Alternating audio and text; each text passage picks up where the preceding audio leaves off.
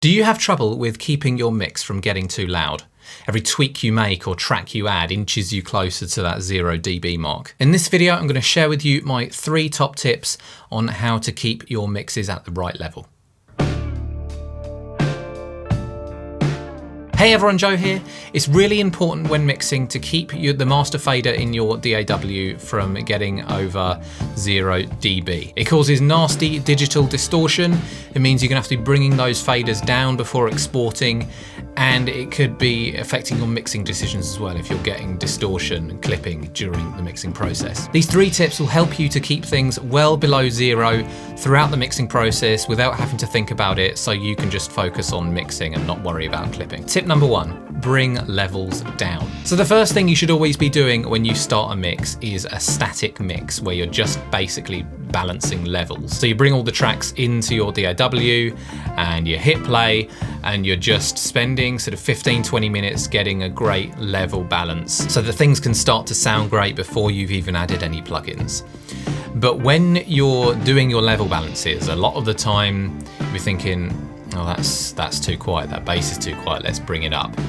Now the rhythm guitars are starting to get a little bit lost in that, let's bring those up too. And eventually, even if you're sort of averaging around sort of -10, -15 dB on your master fader, as you bring things up during that static mix, it gets you closer and closer, and then plugins you add, things, little tweaks, maybe you add more tracks, you're just going to be fighting 0 dB and keep having to bring things down as a whole. So the way I like to do things is first and foremost bring things down. So just really keep that in mind when you're doing your static mix.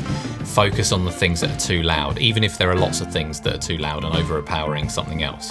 If you think, right, I can't hear the bass and rhythm guitars, I better bring those drums down and bring the vocals down, rather than bringing rhythm guitars and bass up.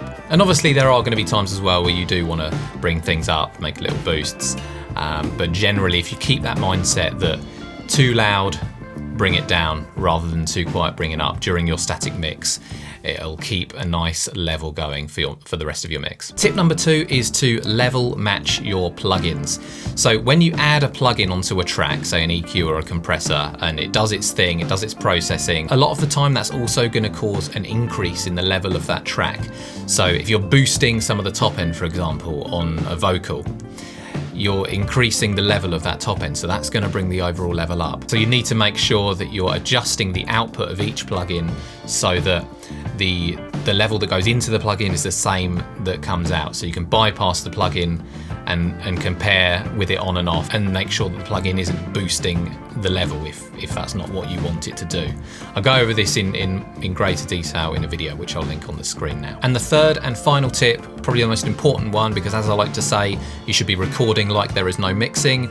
That's record at a sufficient volume. So not as loud as you can without it clipping, which is something I was taught when I first started learning recording. You shouldn't be peaking anywhere over sort of -10, -12 dB on your meters as you're recording into the session. If you're using a sufficient bit depth, you're not going to have any problems with low level noise. You can record halfway up the meter and you're going to be absolutely fine. If things are too quiet, you can always bring them up. But if you start as you mean to go on, record at a level that's not too loud, and it will help you avoid clipping on the way in as well.